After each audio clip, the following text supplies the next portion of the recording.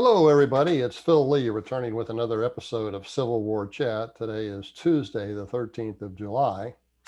And to get further episodes, I recommend that you click on the subscribe button down here below in the lower right and also the notification bell in the upper right.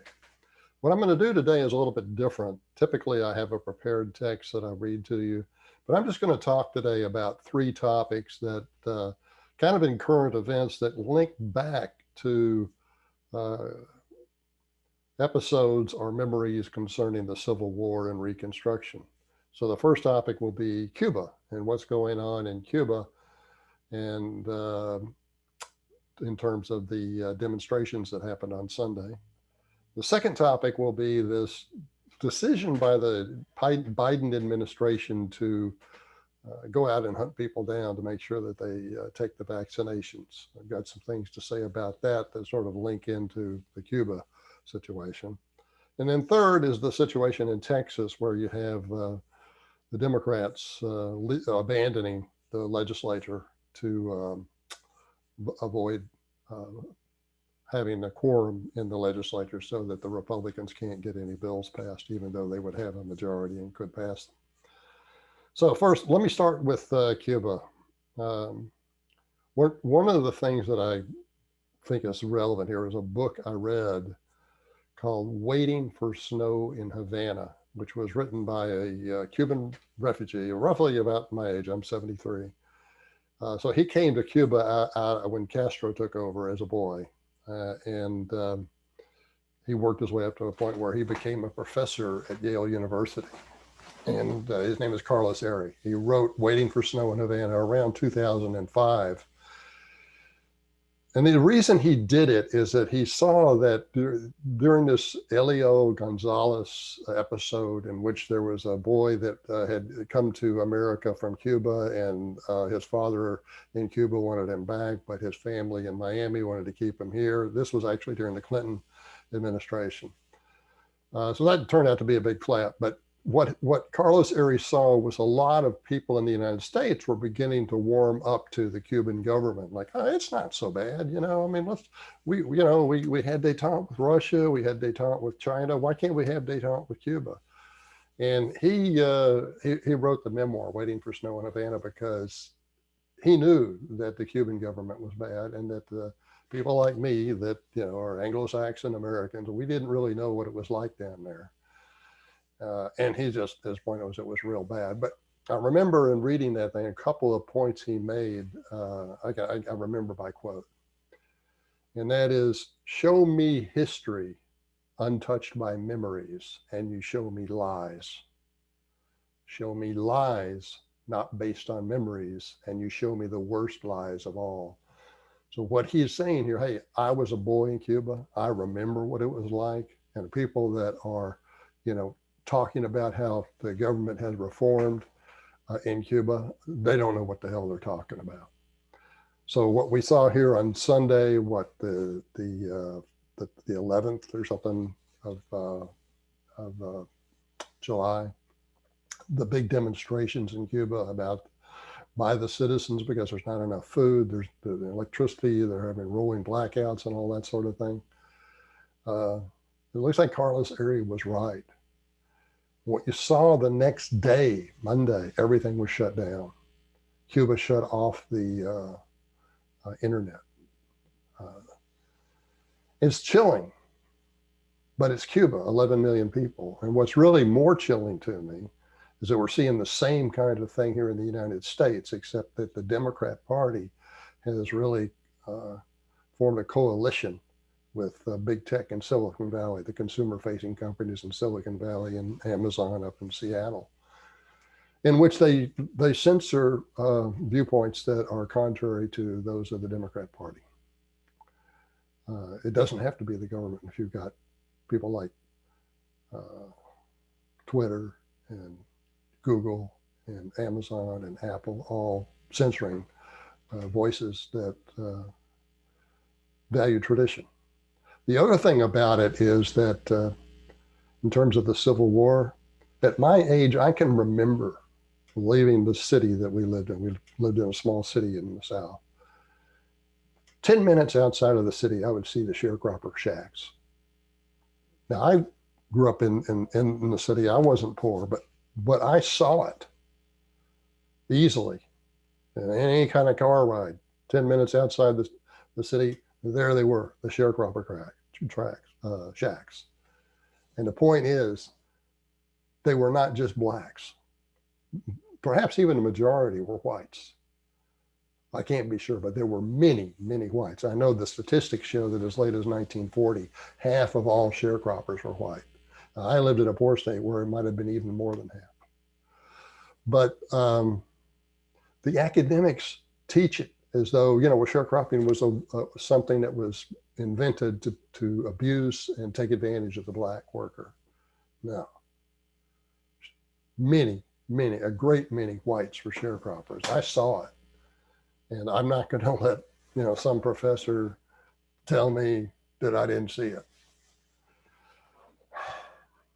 Now, I'm going to sort of segue into the second topic now, which is the Biden administration's proposal or initiative to go out and knock on doors to see everybody gets the COVID vaccine. But if you look at, it's kind of a tyrannical move. I mean, we gave the public health people power and they never let it go. They never let it go. They want to tell us, and I've been vaccinated, but they want to tell all of us that you got to get vaccinated. And then we don't do it, they're going to come and knock on our door. Well, the thing that the media and the administration doesn't tell you is that one of the prime constituencies for President Biden, the African-American vote. The African-Americans, 34% of the African-American population has had at least one vaccination. That compares to 47% for the whites. There's a 13 percentage point differential there.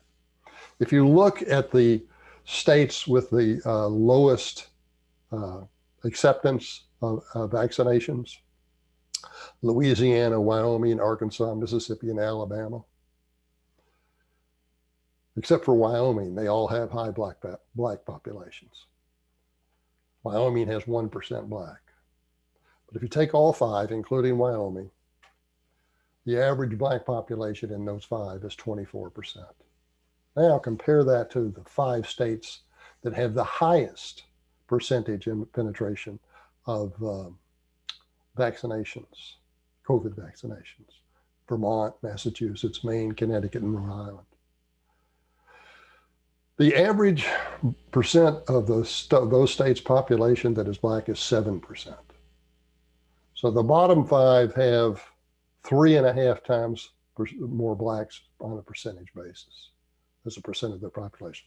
24% of the population of the states, the 5 lowest states, is black on average. Only 7% of the states with the highest percentage of vaccinations done is black. Only 7%. Now, if you're the President Biden's administration, why don't you look to that constituency, the blacks? Hey, that's where the vaccinations aren't being made. So if you want to go knock on some doors, why not start there? That's your constituency. But I've watched the media talk about this, and I've never seen anyone in the media question, well, where is the lowest percentage penetration in terms of COVID vaccines, and why don't we focus there? That's the lowest. No, that doesn't come up. I've never seen it come up. And the third thing I want to talk about is the Texas legislature and the Texas. Well, what's happening is that the Texas legislature wants to pass some voter registration laws that would ensure voter legitimacy, so that we would have confidence in our elections. Well, the Democrats don't want that. And they're going to prevent it by they all got on an airplane and they flew out of the state. So now the legislature that remains in Texas is all Republican, but they don't have a quorum, so they can't pass the bills. Now, there's 2 things I want to say about that. That's obviously a childish thing to do. because you're just inviting, the Democrats are just inviting the Republicans to do the same thing, either in Texas or in some other state. And you do that kind of thing, you're not really making a cooperative government. You don't have a cooperative, any kind of bilateral or bipartisan type of legislature. All you have is just bickering. Nothing gets accomplished. But the other thing I wanted to mention is that it really, this kind of activity links back to the Reconstruction era. In Tennessee, for example, to get the 14th Amendment passed, the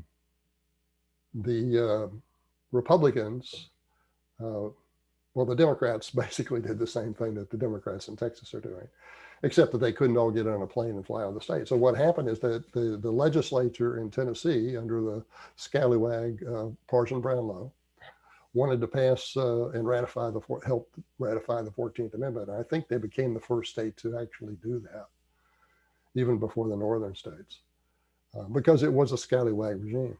But there were enough legislators who were opposed to adopting the 14th Amendment that they just didn't go in, and and there was no quorum. So Parson Brownlow just sent out the sergeant at arms, or whatever you call them, and they went out and they manhandled enough of the Democrats and took them in there and locked them in a room, or somehow they locked them in a place where they couldn't do anything. And then the Republicans, or the Parson Brownlow's side of the legislature, declared, we got a forum and we're ratifying the 14th Amendment. And that's how it was done. They just manhandled the people that they wanted and took them in there. So this has happened before. It wasn't so easy that they could get all on an airplane and fly out.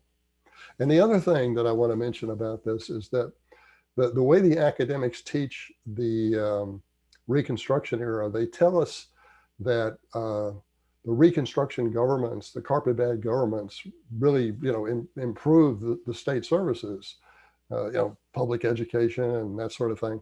But what they don't tell you is the cost of all of that to the impoverished South. The cost of that was paid for by the property owners. And by and large, the blacks were not property owners, so they didn't pay the tax.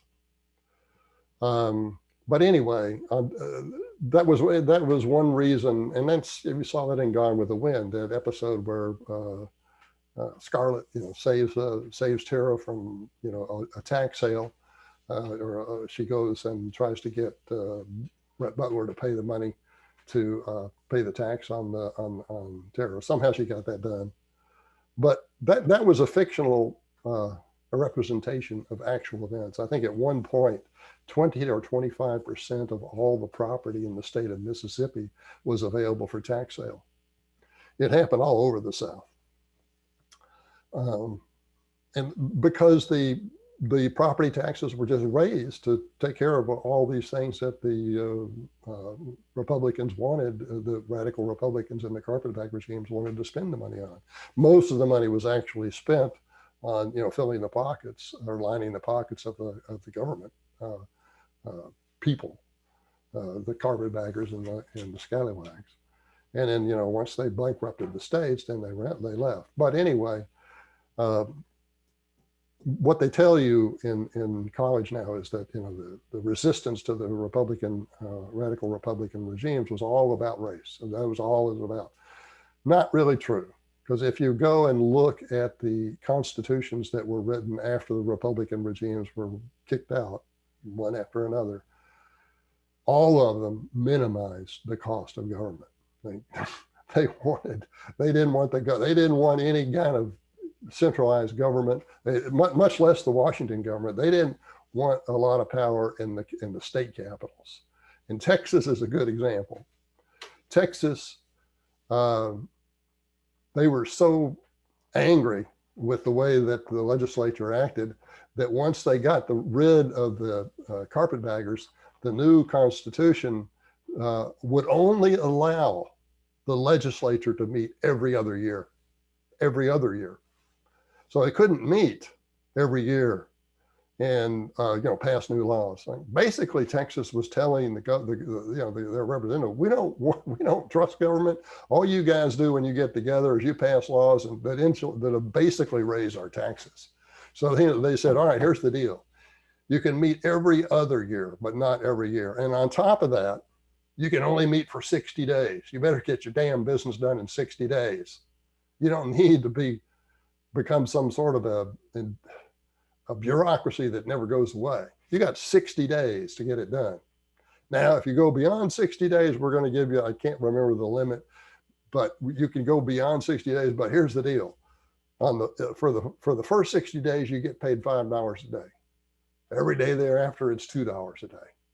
So they gave them an economic incentive to get the damn business done in 60 days and get the heck out of Austin and let everybody go back to work.